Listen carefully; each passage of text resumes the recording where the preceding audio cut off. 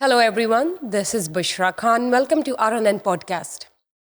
DGISPR conference के after shocks क्या है वो तो जानेंगे, लेकिन PSL ओपनिंग सेरेमनी हुई है लंदन में, उसकी अपडेट्स आपके साथ शेयर करेंगे। और सीएम पंजाब मिस मरियम नवाज ने तमाम तालीमी अदारों के बाहर डिजिटल कैमरास का नस्ब करने का हुक्म दे दिया है। और मूविंग फॉरवर्ड, इंडोनेशिया के प्रेसिडेंट पाकिस्तान आ चुके हैं, उनको किन्होंने रिसीव किया, क्या अपडेट्स है वो भी जानेंगे।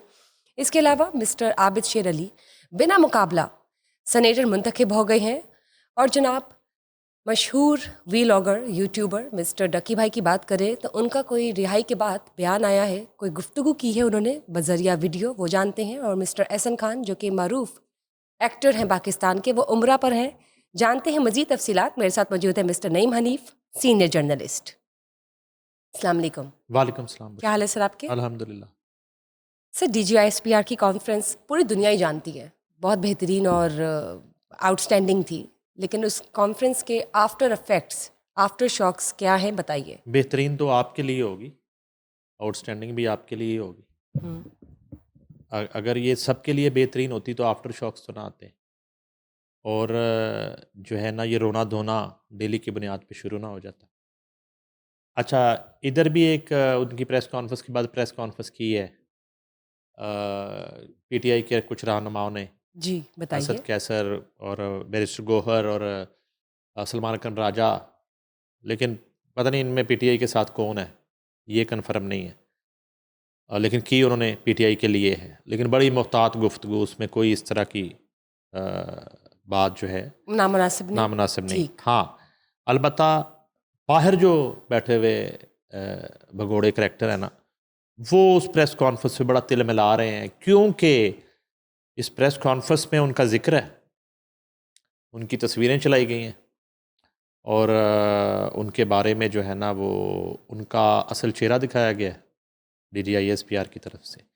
तो हम जो समझ रहे थे कि ये एक रूटीन की प्रेस कॉन्फ्रेंस है और इस पे जो है ना सब अच्छे बच्चों की तरह अमल दरामद करेंगे और अपना अपना किबला दुरुस्त करेंगे, और आइंदा जो है ना कोई मुल्क दुश्मन स्टेटमेंट और कोई मुल्क में इंतशार फैलाने की जो हस्बे आदत कोई कोशिश नहीं करेंगे।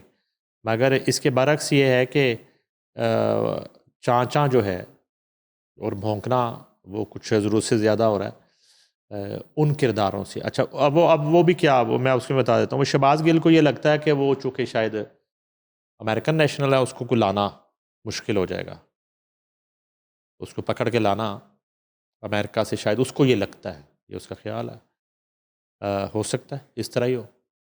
इसी तरह जो है जो आदिल राजा है और शहजाद अकबर, उसको तो बाज़ाब्ता तौर पे वो, उसमें तो ISPR का कोई ताल्लुक़ नहीं है या इस्टेब्लिशमेंट का, उसको तो वफाकी हुकूमत ने मांगा है बरतानिया से।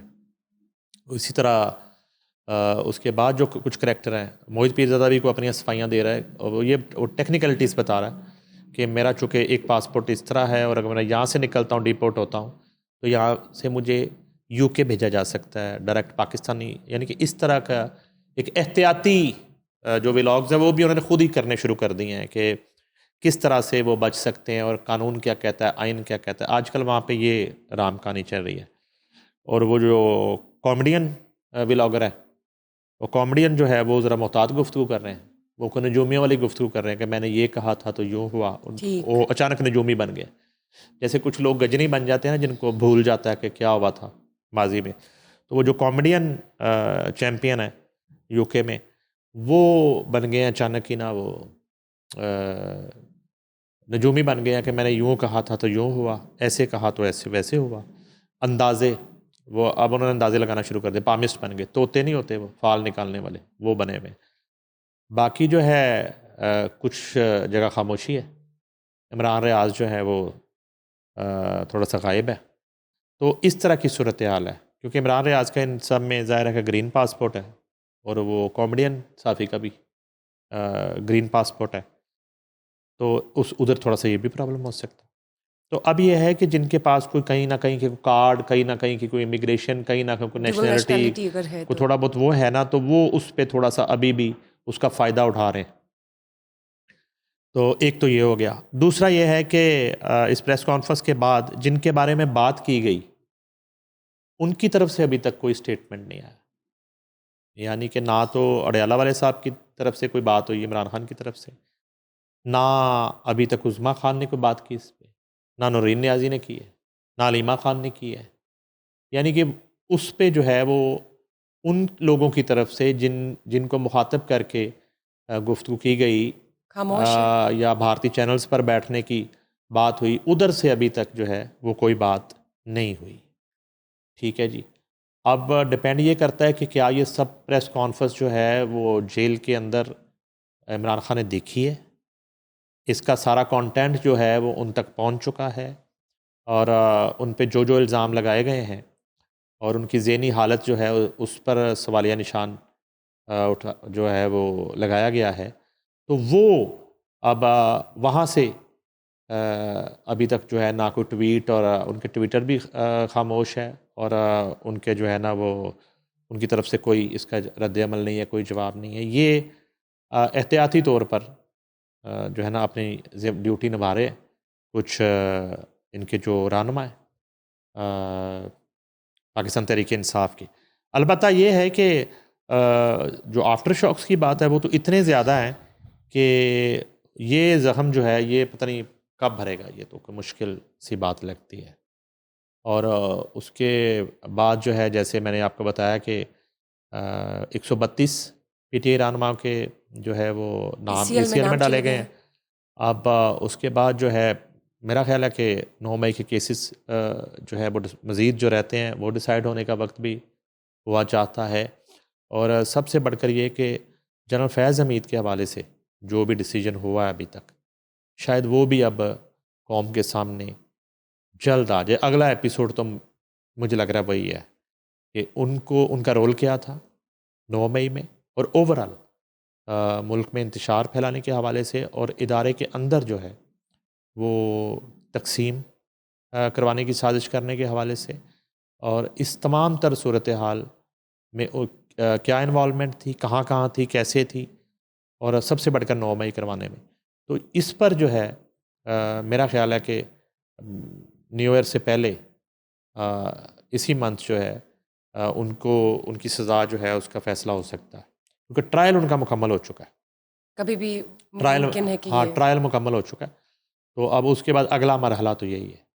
तो अब यह है कि वो वाविला तो अरूज पे है, लेकिन बेमानी बातें जिस तरह वो पहले करते थे वो अब भी जारी हैं। हाँ अलबत्ता ये है कि जो DGISPR है वो 6-7 मई और 10 मई के दरमियान जो है वो एक पॉपुलर तरीन DGISPR बन गए थे पूरी दुनिया में, और ख़ास तौर पे इंडिया में जो है वो उनकी सबको गुफ्तगू याद हो गई थी और उनकी शक्ल याद हो गई थी। अब जो है ना उसको आप 100 से ज़रबे दे ले, इस प्रेस कॉन्फ्रेंस के बाद जो है ना वो पूरे पॉपुलर जो है वो सिपा सालार है, हाँ, जाहिर सी बात है। DGISPR। जी बिल्कुल। और क्या अमेरिका, क्या UK, क्या यूरोप, क्या इंडिया, हर जगह जो है ना वो 365 उन्हीं की डिग्री बात पे। उन्हीं की बात की जा रही है हर जगह। उनका एक एक जुमला पकड़ के उसकी अपने अपने अंदाज में तशरीह की जा रही है, उसका जवाब क्या होना चाहिए था, क्यों नहीं था, कैसे हुआ, कब हुआ, किसने करवाया, इस तरह की डिस्कशन चल रही है। और इसके साथ ही साथ मैंने आपको जो कहा था तकरीब का, तो पहली तकरीब जी बहुत बड़ी जो बताइए, है वो आपकी प्रेडिक्शन भी थी ये तो। GHQ में बहुत बड़ी तकरीब का इनेकाद किया गया है, जबरदस्त। क्या जिसमें बात है। जो है वो CDF को डिफेंस चीफ को जो है वो गार्ड ऑफ ऑनर पेश किया गया। नाइस। इसमें एयर चीफ मार्शल ज़ेर बबर सिद्धू मौजूद थे, एडमिरल जो है नेवी के चीफ जो हैं वो मौजूद थे, और तमाम जो फ़ौज हैं उनके जो सिपा सालार हैं वो मौजूद थे, और बहुत बड़ी तादाद थी उसमें अस्करी, और उसके बाद सिविल जो लीडरशिप है उनकी शिरकत थी। और ये पहली जो तकरीब है GHQ में ये मुनक्कद हुई, जहाँ जो है उनको सलामी पेश की गई चीफ ऑफ डिफेंस को और डिफेंस फोर्सेस को, और उसके साथ साथ जो है गार्ड ऑफ ऑनर पेश किया गया। क्या बात है। आपकी ये जो दूसरी प्रेडिक्शन भी है with in a few days दुरुस्त साबित हुई है। सर बात करेंगे पीएसएल की ओपनिंग सेरेमनी की जो कि लंदन में हुई है, बताइए क्या तफसीलात है। अच्छा, उसमें यह है कि मोहसिन नकवी साहब ने ज़ाहिर है कि प्रिजाइड किया इस तकरीब को, और मैं समझ रहा था कि लॉर्ड्स ग्राउंड में होगा, ये लॉर्ड्स के एक हॉल में ये तकरीब मुनक्कद हुई। और ख़ास तौर पे मोहसिन नकवी साहब जो हैं उन्होंने मदु किया हुआ था साबिक हम मनसब चेयरमैन पीसीबी रमीज़ राजा को, और उनके साथ वसीम अकरम बैठे थे। अच्छा, रमीज़ राजा और वसीम अकरम ये दोनों 92 के वर्ल्ड कप के फाते हैं। ठीक है जी। जो क्रेडिट जो है वो इमरान खान लेते हैं, वो कप्तान थे, तो ओपनिंग बैट्समैन 92 वर्ल्ड कप के रमीज़ राजा थे, और अटैक बॉलर जो थे वो वसीम अकरम थे। ये दोनों को उन्होंने साथ बिठाया हुआ था जनाब, स्पेशल मधु किया था पीएसएल की जो ओपनिंग सेरेमनी में। और इसमें जो है वो हारिस रऊफ़ थे और बाबर आज़म नज़र आए जी। और उसके अलावा अली ज़फ़र जो हैं गुलकार अली ज़फ़र, उन्होंने गिटार पे वहाँ पे गीत भी सुनाए उस तकरीब में। और इस तरह का वो इवेंट था। असल में जो यूके में पीएसएल की ओपनिंग सेरेमनी के इनेकाद का मकसद, वो जो मैच पहले रोज़ जो यहाँ पे इफ्तिताही तकरीब होगी लाहौर या कराची में तय पाती है या रावलपिंडी में, वो तो एक उसी तरह से शयान शान एक फायरवर्क्स और एक पूरा कॉन्सर्ट की सूरत हाल और पूरा उसका डिज़ाइन जो है ना इस वक्त तैयारियाँ जारी है। मगर ये एक इनिशियल ओपनिंग सेरेमनी थी, इसे मुनक्कद किया गया। और इसमें जो इंटरनेशनल जो ख़ास तौर पे स्पॉन्सर्स हैं जी, उनको मदऊ किया गया और उनको दावत दी गई नाइस। कि ये पाकिस्तान का सबसे बड़ा क्रिकेटिंग ब्रांड है और इसमें वो आएँ और इन्वेस्टमेंट करें। और उस पर जो है ना उनको जो भी एक प्रपोज़ल और पैकेजेस वो ऑफ़र किए गए और पूरी एक ब्रीफिंग दी गई। और अब चूँकि ये मेला थोड़ा बड़ा होने जा रहा है पहले से भी, वो इसलिए कि 6 के बाद अब 8 टीमें हो चुकी हैं, तो 2 टीमों का इजाफा हो गया है। तो उसके बाद जैसे मैंने बताया था कराची किंग्स ने वो उसकी तजदीद कर दी 10 साल के लिए। इसी तरह मेरा लाहौर कलंदर भी तजदीद कर चुका है या करने जा रहा है। मुल्तान सुल्तान जो है उसकी ऑनरशिप जो है वो मुंतकिल हो रही है, अली तरीन उससे पीछे हट गए और अब देखें नया मालिक कौन होंगे। तो ये इस तरह की एक सेरेमनी थी। अब ये है कि ये तो सेरेमनी तो हो गई, अब इसके साथ इतला ये है कि मोहसिन नकवी साहब ने कुछ मुलाकातें भी शुरू कर दी थी वर्किंग डे शुरू होते ही। कुछ जो है वो ब्रिटिश जो कौंसल है उनके अथॉरिटी से, और इन मुलाकातों का जो मकसद है वो जो एक उन्होंने दरख्वास्त कर रखी है ब्रिटिश गवर्नमेंट से कुछ लोगों की हवालगी की। इस हवाले से भी मोहसिन नकवी की बतौर इंटीरियर मिनिस्टर जो है वहाँ से मुलाकातों की इतला आई है। ज़बरदस्त। ये तो सर बहुत खुशाइंद बात है कि अब पीएसएल जो है वो इंटरनेशनल स्केल पर अपना लोहा मनवाएगा और टीम्स का इजाफा, तजदीद ऑब्वियसली एक कामयाबी की तरफ है। और क्रिकेट जो है मेरे ख्याल से वो दोबारा रिवाइव हो रहा है। मिस मरियम नवाज बतौर सीएम पंजाब, उन्होंने तमाम तालीमी अदारे स्पेशली स्कूल्स के बाहर डिजिटल कैमरा उसको लगाने का हुक्म दिया है। अच्छा, मेरा ख्याल है कि ये जो डिजिटल निगरानी है ना, इसका मकसद मैं ये पहले मैं आपको सुना भी देता हूँ। इसमें जो है वो इसका कोई ना कोई मॉनिटरिंग रूम होगा, ज़ाहिर बात है, और वो उसकी मॉनिटरिंग की जाएगी। और सबसे बढ़कर ये कि ये जो कुछ अरसे से क्रैकडाउन चल रहा है मनशियात फरोशी के ख़िलाफ़, वो और उसके अलावा वहाँ पर जो गैर मामूली जो है ना गैर ज़रूरी एक्टिविटी होती है तालीमी इदारों के बाहर, उसकी निगरानी करना है। अच्छा, ये है कि उन्होंने तमाम स्कूलों और तालीमी इदारों के बाहर डिजिटल निगरानी के लिए कैमरे नस्ब करने का हुक्म दिया। पंजाब पुलिस को स्कूल एजुकेशन के साथ मिलकर तालीमी इदारों में फ़र्जी मशक़ें कराने की हदायत। तालीमी इदारों के लिए सिक्योरिटी गार्ड, एंट्री चेकिंग और CCTV लाजमी करार। पंजाब में दूसरे सूबों से आने और जाने वाली बसों के ड्राइवर और अमले की रजिस्ट्रेशन का फैसला। पुलिस और कानून नाफिज करने वाले इदारों को मोटरवे पुलिस से सिक्योरिटी के लिए इश्तराक के कार की हदायत। पंजाब भर के पार्क्स में डिजिटल मॉनिटरिंग और सिक्योरिटी बेहतर बनाने की हदायत। सेफ सिटी अथॉरिटी को सूबा भर में कैमरों की फंक्शनल रिव्यू करने की हदायत। उसके बाद लाहौर, रावलपिंडी समेत हर शहर में CCTV कैमरों की कवरेज यकीनी बनाने की हदायत। घरों और मार्केटों में लगे हुए सीसीटीवी कैमरों को सेफ सिटी से मुंसलिक करने का हुक्म। समाज दुश्मन अनासर की बर वक्त निशानदही के लिए कॉम्बिंग ऑपरेशन मुसलसल जारी रखने का हुक्म। गैर कानूनी तौर पर अफगानों के खिलाफ कार्रवाई मौसर बनाने के लिए पंजाब में मुकीम दूसरे सूबों के शहरियों से राब्तों का फैसला। वज़ीर-ए-आला मरीम नवाज शरीफ की DCO DPO मुतलका इलाकों में अमायदीन से रब्ता करने की हदायत। पंजाब में मुकीम दूसरे सूबों के शहरियों की सहूलत और आसानी के लिए कंप्यूटराइज्ड रिकॉर्ड मुरतब किया जाएगा। दूसरे सूबों के शहरियों का कंप्यूटराइज्ड रिकॉर्ड मुरतब करने का मकसद गैर कानूनी अफगानों के दरमियान फ़र्क वाजे करना है। पंजाब में कोई नुमाया अवामी मुकामी डिजिटल मॉनिटरिंग की निगरानी से खाली ना हो। उसके बाद वज़ीर-ए-आला मरीम नवाज शरीफ ने कहा है कि पंजाब को महफूज तरीन सूबा बनाने तक चैन से नहीं बैठूंगी। पंजाब को महफूज तरीन बनाने के लिए शहरियों की भी भरपूर मावनत की ज़रूरत है। शहरी अपने इर्द गिर्द मशकूक मुश्तबा अफराद और सरगर्मियों पर नज़र रखें और 15 पर फौरी इतला दें। वज़ीर-ए-आला मरीम नवाज शरीफ की आवाम से अपील। वज़ीर-ए-आला मरीम नवाज शरीफ का अमन व अमान की सूरत हाल पर इज़हार इत्मीनान। वज़ीर-ए-आला मरीम नवाज शरीफ ने पुलिस और कानून नाफज करने वाले इदारों को मिशनरी जज्बे से काम जारी रखने की हदायत। और इसके अलावा जो है वो वज़ीर-ए-आला ने एक विज़िट भी किया है जी।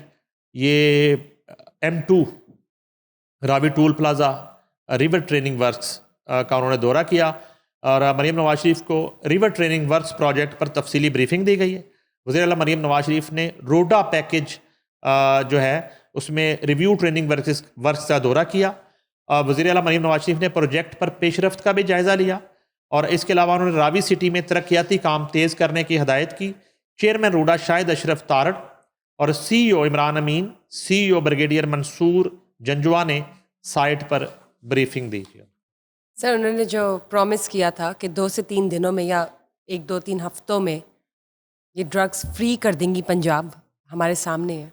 नहीं, हाँ जाहिर है कि उसमें देखें उसमें यह है कि इनिशियली तो उसका इम्पैक्ट बड़ा अच्छा है और उसमें ये नहीं है कि ये जो दर्जनों जो मंशियात फरोशों और माफियाज़ के ख़िलाफ़ ऑपरेशन हुए हैं मुख्तलिफ पंजाब के शहरों में और इलाकों में, मगर ये है कि ये तादाद बहुत बड़ी है और अब भी ये लोग अंडरग्राउंड चले गए हैं। तो काम इन्होंने यही करना है ज़िंदगी में, अगर ये ज़िंदा रहे तो, ये मैं आपको बता दूँ। तो ये इनिशली तो एक ऑपरेशन हुआ और उसमें जो है वो बड़े अच्छे रिजल्ट्स आए, मगर ये है कि ये 72-77 सालों का जो गंद है ना, ये 72 घंटों में साफ़ करना मुमकिन नहीं है। लेकिन कोशिश जारी है। ठीक है, अब ये है कि वो डिपेंड करता है कि आगे बहुत से इलाकों की तो निशानदेही हमने भी की है, तो उसमें जो है ना वो आगे किस हद तक कार्रवाइयाँ ये जारी रहती हैं, ख़ास तौर पे CCD की। और CCD जो है ना इस वक्त उसकी प्रायोरिटी पे है मंशियात फरोशों के ख़िलाफ़ क्रैक डाउन। तो ये उसकी रिपोर्ट जो है ब्रीफिंग CM को बाज़ औक़ात हमारे पास वो अलामिया या वो डिटेल्स नहीं आ रही होती, वो तकरीबन डेली बेसिस पर CM पंजाब जो है उस पर ब्रीफिंग ले रही हैं और उस पर जो है ना उनको तमाम तर सूरत हाल से और नताइज से आगाह किया जा रहा है। ठीक। सर इंडोनेशिया के प्रेसिडेंट पाकिस्तान आए हैं, उनका इस्तकबाल किसने किया? अच्छा, ये पहली दफ़ा दूसरी दफ़ा हुआ है बड़े अरसे बाद के सदर और वज़ीर आज़म दोनों ने इस्तकबाल फिर किया दोबारा खान। ठीक ठीक। और इंडोनेशिया के सदर जो हैं प्राबोवो सुबियांतो पाकिस्तान के 2 रोज़ा दौरे पर इस्लामाबाद पहुँचे हैं जी। और सदर मुमलिकत आसिफ अली जरदारी और वज़ीर आज़म पाकिस्तान शहबाज शरीफ ने नूर खान एयरबेस पर उनका पुरतपाक इस्तकबाल किया जी। वफाकी काबीना के अरकान और आला हुकाम भी इंडोनेशिया के सदर के इस्तकबाल के लिए मौजूद थे। इंडोनेशिया के सदर त्यारे से बाहर आए तो सदर मुमलिकत आसिफ अली जरदारी और वज़ीर आज़म ने उनसे पुरजोश मुसाफा किया। रवायती लिबास में मलबूस बच्चों ने इंडोनेशिया के सदर सुबियांतो को फूल पेश किए। इंडोनेशिया के सदर का इस मौका पर सदर मुमलिकत और वज़ीर आज़म से खुशगवार जुमलों का तबादला हुआ। दोनों मुल्कों के परचम थामे बच्चों ने मौजूद मेहमानों को खुश आमदीद कहा। इंडोनेशिया के सदर को 21 तोपों की सलामी भी दी गई। इंडोनेशिया के सदर को वज़ीर आज़म मियां मोहम्मद शहबाज शरीफ ने दौरे की दावत दी थी और सदर सुबियांतो का पाकिस्तान का ये पहला दौरा है जब से वो प्रेसिडेंट बने हैं। इंडोनेशिया से आखिरी सदारती दौरा 2018 में सदर जोको विदोदो ने किया था। ये दौरा इस लिहाज से भी खसूसी अहमियत रखता है कि इस साल पाकिस्तान और इंडोनेशिया के दरमियान सफारती ताल्लुकात के क़याम की 75वीं सालगिरह मनाई जा रही। और अपने क़याम के दौरान सदर सोबियांतो वज़ीर आज़म के साथ वफूद की सतह पर मुज़ाकरात करेंगे। सदर मुमलिकत आसिफ अली ज़रदारी से भी मुलाकात करेंगे। दौरे के दौरान दोनों ममालिक तजारत, सरमायाकारी, दिफा, सेहत, IT, मौसमियाती तब्दीली, तालीम, सकाफ़त समेत मुख्तलिफ शोबों में ताउन के फ़रोग़ और इलाकाई व आलमी सतह पर शराकत दारी को मज़ीद मजबूत बनाने पर जामे तबादला ख्याल करेंगे। पाकिस्तान और इंडोनेशिया करीबी, खुशगवार और दरीना ताल्लुकात के हामिल हैं जो मुश्तरका इक़दार और बाहमी मफादात पर मबनी हैं। सदर सोबियांतो का ये दौरा दो तरफ़ा ताल्लुकात को मज़ीद मजबूत करने और बाहमी मफाद पर मबनी ताउन को वुसअत देने का अहम मौका फराहम करेगा, जो दोनों ममालिक की शराकत दारी के मुसलसल फ़रोग़ में मददगार साबित होगा। चलिए, बहुत अच्छी बात है कि दूसरे ममालिक के जो प्रेसिडेंट्स हैं वो पाकिस्तान आ रहे हैं और जो पाकिस्तान की सॉफ्ट इमेज है वो मज़ीद बेहतर होती चली जा रही है। Good to know. Mister Abid Sher Ali बिना मुकाबला सेनेटर मुंतखब हो गए हैं। अब सिनेरियो क्या है अब बताइए। बिला मुकाबला देखें, अब ये बाज़ का जो है ना वो ज़िमनी इंतखाब होते हैं सज़ाओं की शक्ल में। बाज़ का किसी सेनेटर की डेथ या किसी मेंबर असेंबली की डेथ की वजह से सीट्स खाली होती हैं तो फिर ज़िमनी इंतखाब में जाते हैं। ये मुसलसल देखने में आ रहा है। इससे पहले आपको हल्का एन गालबन 66 या 7 में वो नून लीग के उम्मीदवार बिला मुकाबला मुंतखब हो गए थे। अब यहाँ भी जो है सेनेट की खाली नशिस्त पर जो जी है जी वो आबद शेर अली को कर दिया उन्होंने, नॉमिनेट ठीक किया है। था हाँ जी। मुस्लिम लीग नून ने, मगर वो PTI की तरफ से जो है ना वो एक बाइकआउट और वॉकआउट और उसकी वही वजह से वही रवश बिना रही। मुकाबला, हाँ तो जी। उसकी वजह से वो बिला मुकाबला हो गए। भाई आप मुकाबले में तो आए ना, क्या होगा ज़्यादा से ज़्यादा आपको वहाँ पे वोट कम पड़ जाएंगे आप, लेकिन मुकाबला तो करें। मगर ये नहीं है, मुकाबला वो करते हैं सिर्फ प्रोपेगेंडा करने का, मुकाबला रिहाई करते का। हैं वो इंतशार फैलाने का, मुकाबला करते हैं वो इल्ज़ाम तराशी का, मुकाबला करते हैं गालम गलोच का, मुकाबला करते हैं वो मुल्क का इमेज ख़राब करने का, मुकाबला करते हैं वो मुल्क से गद्दारी करने का। ये मुकाबला तो वो करते हैं, लेकिन जो असल जिस काम के लिए उनको PTI का कारकुन वोट देता है, हम बार बार बताते रहते हैं, ऐसे मौके पे वो भाग जाते हैं। चाहे वो कोई तरमीमी सूरत हाल हो, ईवान के अंदर वोटिंग की सूरत हाल हो, हल्के के अंदर ग्राउंड के ऊपर वोटिंग की सूरत हाल हो, ये वहाँ से अब गायब हो जाते हैं। ये जी, और वज़ीर आज़म पाकिस्तान ने आबिद शेर अली को सेनेट इंतखाबात में बिला मुकाबला कामयाबी पर मुबारकबाद दी है जी, और मुस्तकबिल के लिए नेक ख्वाहिशात का इज़हार किया है। और वज़ीर आज़म ने कहा जी, अल्लाह के फजल करम से मुस्लिम लीग नून को अवामी खिदमत की बदौलत हर महाज पर फ़तह नसीब हो रही है। आबिद शेर अली पार्टी के सरगर्म रहनुमा हैं और उन्होंने गुज़िश्ता अदवार में अवामी खिदमत से अपना नाम बनाया। आबिद शेर अली बतौर सेनेटर कायद मियाँ नवाज शरीफ की लाजवाल क़यादत में मुल्क की तामीर व तरक्की और अवामी खिदमत के हवाले से अपना भरपूर किरदार अदा करें, ये वज़ीर आज़म का कहना है। लेकिन यहाँ पे एक बात मुझे याद आ रही है कि ये रिश्तेदारी भी है आबिद शेर अली से, मियाँ नवाज शरीफ फैमिली की बहुत करीबी रिश्तेदारी है। इनके वालिद शेर अली जो हैं, और अब जो है ना आबिद शेर अली जो है गुज़िश्ता इंतखाब में हार गए थे। अब उन्हें राना बिना सनाउल्लाह मुकाबला। की तरह जो है वो उन्हें अकोमोडेट किया गया है। तो यानी कि ऐसे मौके पे जब बिल्कुल 100% कामयाबी यकीनी हो, तो कितना अच्छा हो कि ख़ानदान के अलावा आप किसी अपने कारकुन को ये मौका फ़राहम कर दें। कितना अच्छा हो जो आप पे इन बड़े ख़ानदानों पे इल्ज़ाम आता है कि मोरूसी सियासत जो है उससे बाहर निकलने का तसव्वुर भी नहीं है यहाँ। तो ये सबसे आसान इंतख़ाब था। तो कितना अच्छा होता कि मुस्लिम लीग नून का वो कारकुन जो रोड के ऊपर लाठियाँ खाता है, वो डंडे खाता है और साल से 2-2 3-3 अशरों से वो मुस्लिम लीग नून की या पीपल्स पार्टी की जी। वो खिदमत करता है। तो ऐसे मौके पे अगर ऐसे कारकुन को आसान जो एक्सेस है पार्लियामान तक जाने की या सेनेट तक जाने की, तो उसको ये मौका दे दें। आबिद शेर अली तो बड़े अच्छे इंसान हैं, बड़े अच्छे पॉलिटिशियन होंगे, मगर वो तो आपके रिलेटिव है, रिश्तेदार हैं। वो तो आपके साथ ही हैं, उन्होंने कहाँ जाना है। और गुज़िश्ता इंतखाब में वो शिकस्त हो गई थी। तो मगर यहाँ जो है उन्होंने प्रायोरिटी उनकी वही रही कि नहीं, सबसे पहले जो है ना वो उनका फैमिली मेम्बर होना चाहिए, उसके बाद जो है कोई दूसरा। बिल्कुल। तो अलबत्ता ये गाहे-बगाहे ऐसी ऐसे फ़ैसलों पे तनकीद भी होती रहती है। अब उसकी मिसाल ये है कि हारे तो ख्वाजा साद रफ़ीक भी हैं, ठीक है। हारे तो जावेद लतीफ़ भी हैं। लेकिन ये भी कई मर्तबा वुज़रा रह चुके हैं। मैं तो बात कर रहा हूँ आम कारकुन की। यानी कि आम कारकुन सारी ज़िंदगी जो है, वो उसकी किस्मत में सड़क ही है। उसकी सियासत सड़क ही है।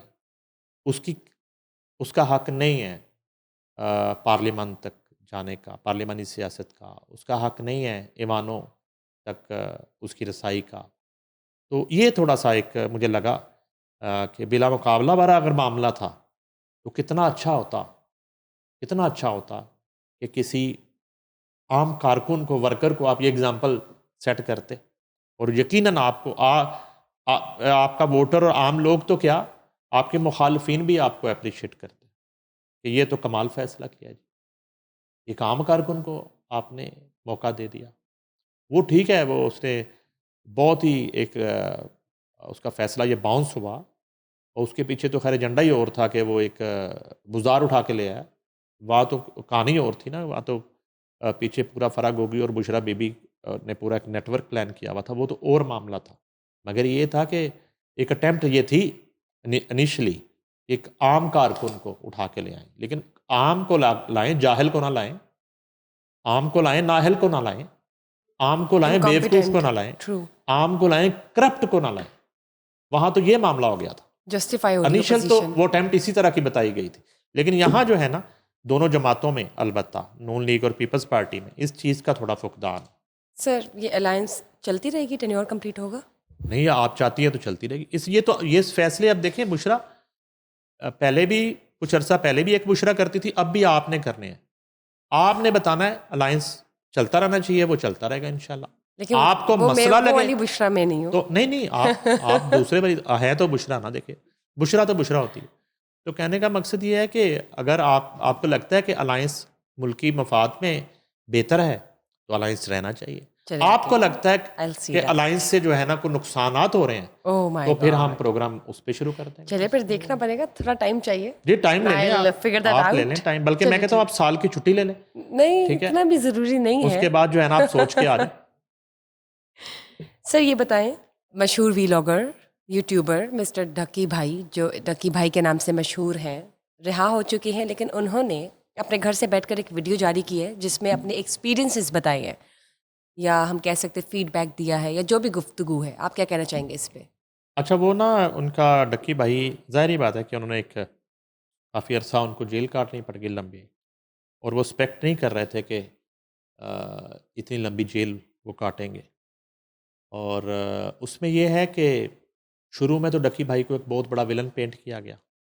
अब कहानी में ट्विस्ट आया, अब उन्होंने बड़े फ़िल्मी अंदाज में वो सारी कहानी सुनाई है अपने उस वीडियो पैगाम में। वो कहते हैं कि जब मुझे पहले दिन गिरफ़्तार किस तरह किया गया, मुझे कहाँ लेके गए, और फिर जो है ना मुझे मारते थे बार-बार, और मैंने पहले 23 मिनट में उनको सब कुछ बता दिया था, जो सच था। मैंने कुछ छुपाया नहीं था, सारे सबूत उनके सामने रख दिए थे। उसके बावजूद वो मुझे मारते रहते थे। जब मौका मिलता था मुझे ज़लील करते थे, मारते थे, और 23 दिन तक मुझ पे तशद्दुद होता रहा। और फिर वो बड़े एक ड्रामाई अंदाज़ में कहानी में ट्विस्ट आता है कि एक फूड ब्रांड है, उसके कोई दोस्त जो है मालिक, वो उसको मिलने आते हैं, और बातचीत हो रही होती, तो वो बताता है कि मेरे साथ तो वहाँ यहाँ पे बड़ा जुल्म हो रहा है। वो उसको पिज़्ज़ा शिज़्ज़ा देने आए थे, बर्गर देने आए थे। तो वो कहते हैं जी कि वो जब मैंने ये बताया तो उन्होंने बाहर जाके फिर किसी को बताया कि अंदर उसके साथ ये, हाँ उन्होंने बताया जी। वो कहते हैं सीनियर साहब जुनैद सलीम साहब को बताया। जुनैद सलीम जो हैं उन्होंने उस पे व्लॉग किया।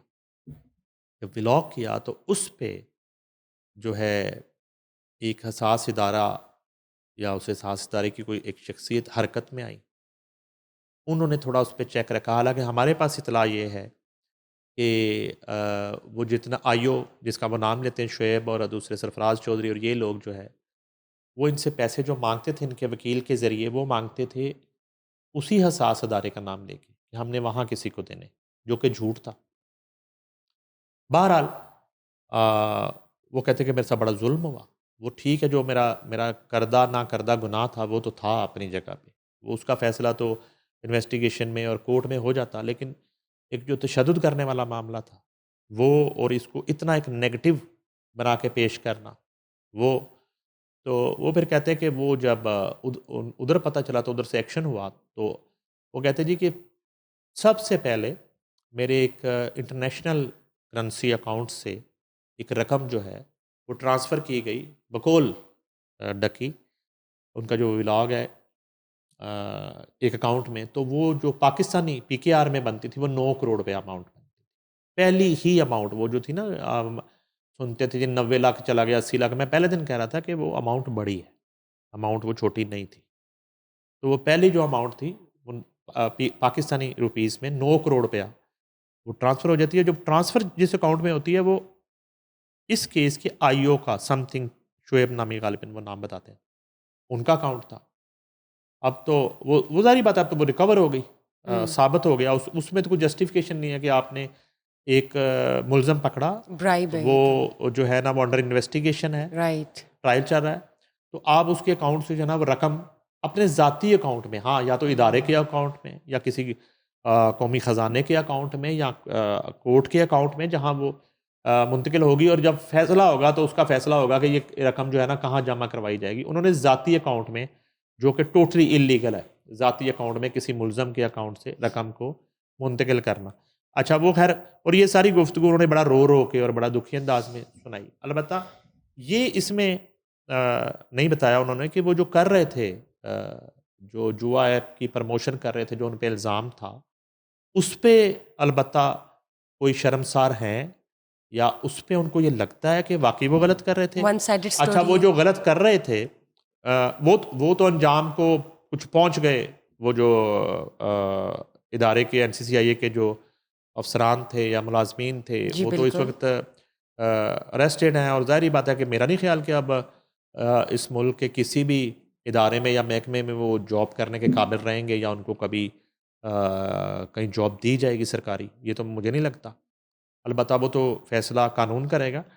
मगर ये है कि इन्होंने ये नहीं बताया कि आखिर क्या हुआ?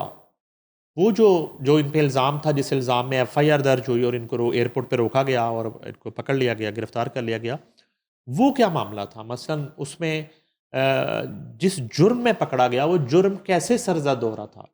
ये खुद से कर रहे थे? नोइंगली थे या इनके अननोइंगली? एग्ज़ैक्टली हाँ जी। वो जाने में कर रहे थे, अनजाने में या कर रहे थे, राइट। दानिस्ता कर रहे थे, नादानिस्ता कर रहे थे, डायरेक्ट कर रहे थे, इनडायरेक्ट कर रहे थे।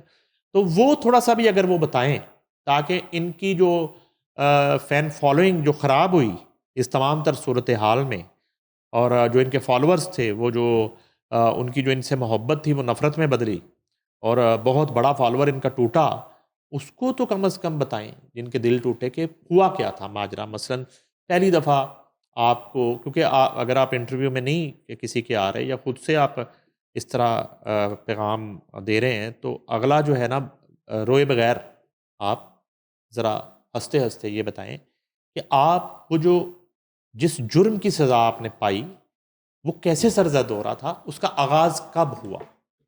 कहाँ से हुआ? किसके कहने पे हुआ? ये ज़्यादा तफ्तीश में तो आप बता चुके ना सब कुछ। जी। इन्वेस्टिगेशन तो ज़ाहिर बात है, वो एक सीक्रेट मामला है, वो तो वक्त आएगा तो सामने आएगी। मगर आप बताएं अपने नाजरीन को कि वो सब हुआ कैसे, आपके साथ ये हादसा पेश कैसे आया? क्या कहीं ना कहीं आप मानते हैं कि आपकी कोई गलती थी? कहीं ना कहीं आप ट्रैप हुए? कौन सा ट्रैप था? ये हनी ट्रैप था, मनी ट्रैप था, ये कौन सा ट्रैप था?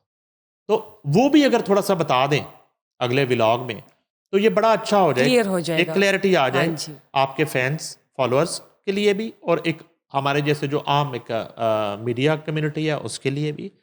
तो वो बहुत ज़रूरी है जानना, और वो ताकि जो दूसरे लोग भी इसमें कोई नए लेसन सीख सके, इन्फ्लुएंसर हाँ हैं जी, और उन्हें भी पता चले कि हमने इस चीज़ से इज्तनाब करना है, इज्तनाब कैसे करना है और राइट, बचना कैसे है, इस तरह की ऑफर की कैसे आती है, किन जराए से आती है, क्या आपको ऑफर किया जाता है, कितना पैसा ऑफर किया जाता है, वो आपको जो सब्ज बाग दिखाए जाते हैं वो क्या होते हैं, ये तमाम ये माफिया है कौन। अगर आपको लगता है कि वो वाकई एक गलत काम था, ममनुआ एक्ट था जो आपने किया, तो उसकी तफसील आपको बतानी चाहिए सबसे पहले। ये वाला जो मामला है ना, आपने जो अपना रोना धोना सुनाया है वो तो अगेंस्ट ठीक है, सिस्टम, ठीक वो है, तो वो तो अब पता चल गया। और यही वजह है कि वो सब लोग इस वक्त जेल की सलाखों के पीछे हैं। आपने ये बताना है कि ये हुआ कैसे, आपने कब आगाज किया, जो सब्जेक्ट है किसके कहने पे केस किया, का, क्या अब आपने तौबा कर ली, आप अपना ये जो एक सोशल मीडिया का सफर है उसको जारी रखेंगे, इसी तरह जारी रखेंगे। जिन एप्स की वजह से आपने इतनी जो है ना मुश्किल वक्त गुजारा, क्या दोबारा इस तरह की ऑफर आती है तो आपका रिस्पांस क्या होगा? आप ऑफर कबूल करेंगे, नहीं करेंगे, मुतलका इदारों को बताएंगे?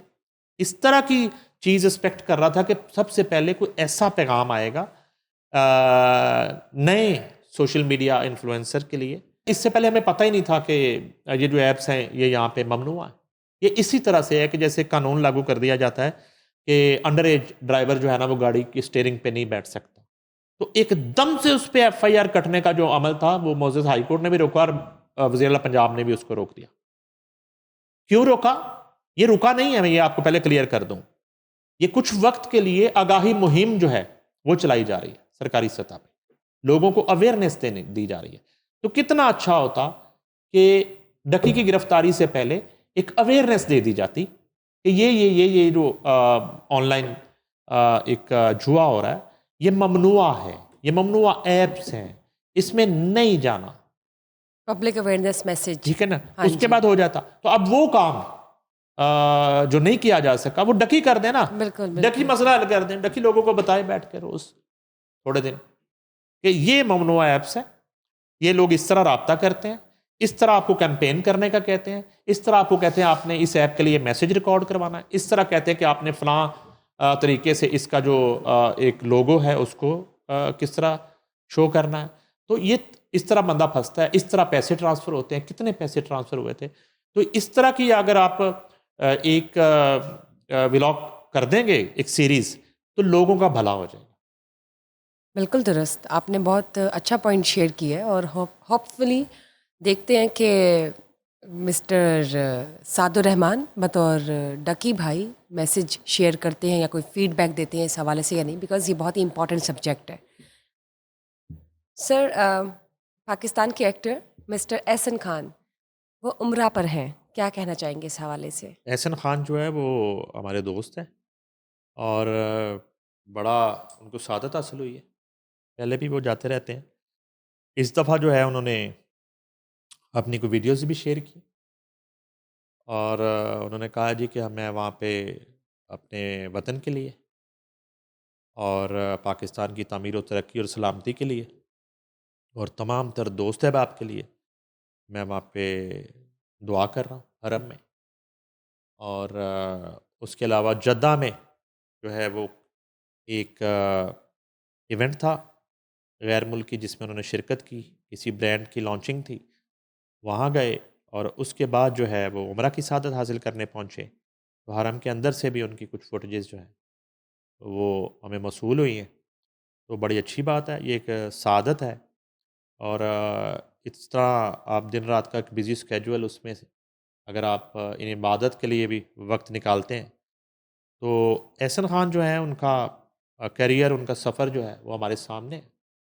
बड़े एक जिसको कहते हैं कि क्रेडिबल और नीट एंड क्लीन और वैसे मैं आपको बताऊं कि लोगों को पता नहीं है, वो ब्रिटिश बॉर्न है, या उनकी जो बचपन है वो सारा बरतानिया में ही गुजरा, मगर उसके बाद जो है वो बजाय ये कि वो वहाँ कुछ अपना करियर शुरू करते और वहाँ पे कोई बिज़नेस करते, तो वो पाकिस्तान आ गए।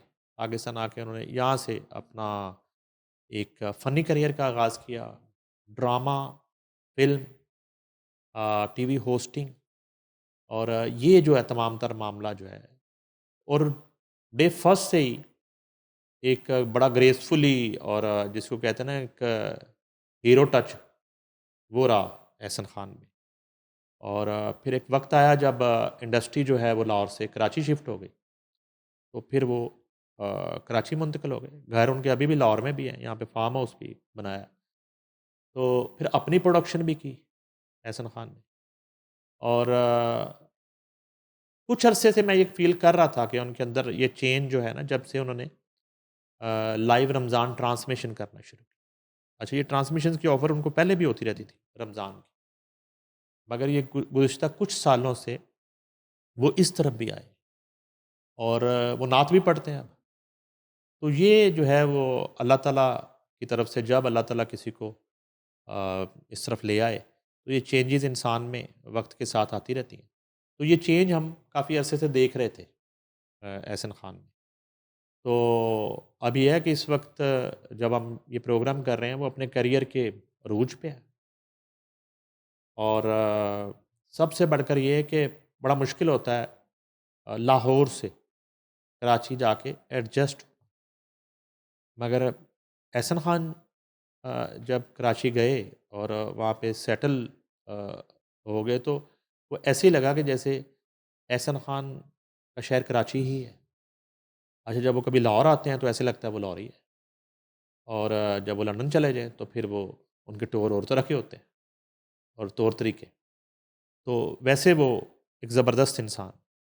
तो मैं समझता हूँ कि जिसको आप कहते हैं कि सक्सेस स्टोरी जो है, अगर आप कहें, तो वो तो कभी काबू आएँगे शो में, तो फिर उनसे बात होगी। तो सक्सेस स्टोरी जो है, वो फ़नून लतीफ़ा में और पाकिस्तान के आप शो बिज़नेस की बात करें और टीवी की बात करें, फ़िल्म की बात करें, तो वो एहसन खान है। सबसे बड़ी सक्सेस स्टोरी। और क्योंकि ना चाहते हुए भी अगर आप हम शुरू हो जाएँ एक-एक करके, एक सीरीज़ शुरू कर दें, तो एक-एक का मैं बता दूँगा कि कहाँ कौन-सा बैरियर आया था, और कहाँ किस कौन से कंप्रोमाइज़ेज़ हुए थे, और कहाँ किसको डिच करवाया गया था, कहाँ किसको चीट किया गया था, कहाँ किससे फ़ाइनेंशियल मदद हासिल की गई थी। वो सारे हमारे सामने हैं। ये पिछला जो है 2 अशरे, ढाई अशरे जो हैं, उसमें कोई ढका-छुपा नहीं है। मगर जब एहसन खान की बात करते हैं, तो यहाँ ये मामला मुझे नहीं कभी नज़र आया। बड़ा एक जिसको कहते हैं ना कि सफ़ेद पोशी के साथ और ग्रेसफुली इन्होंने अपना करियर कैरी किया। चलिए, गुड टू नो, ठीक है? बहुत अच्छी बात तो है। अब जो है वो उम्रा की सआदत हासिल करें तो बड़ी अच्छी बात है। चलिए, मुबारकबाद पेश करते हैं वो हम तो पूरी आरएनएन कौम के लिए टीवी की दुआएँ जानिब करें, हमारे से। लिए भी दुआएँ करें। और ख़ास तौर पे जो है वो मुल्क दुश्मनों पे जो है, और मुल्क के गद्दारों मेजर के गौरव लिए आर्या, नहीं, मेजर गौरव आर्या को एहसन उनका खान की नाम लेना उम्र में चाहते ना हैं? डालो, नहीं, उसको आप छोड़ उनका नाम लेना चाह बात रहे हैं? नहीं, नहीं, उनके नहीं। ऐसे जो है ना वो नहीं, घिनौने नहीं, और घटिया नाम हमें लेने की ज़रूरत नहीं है। तो बेस्ट विशेज़। ट्रू। मुबारकबाद पेश करते हैं आरएनएन टीवी की जानिब से, और जल्दी मुलाकात करेंगे पॉडकास्ट में भी। बहुत बहुत शुक्रिया sir for giving today's information. Thank you guys for watching us today. Just stay tuned for another session. Till then, bye bye.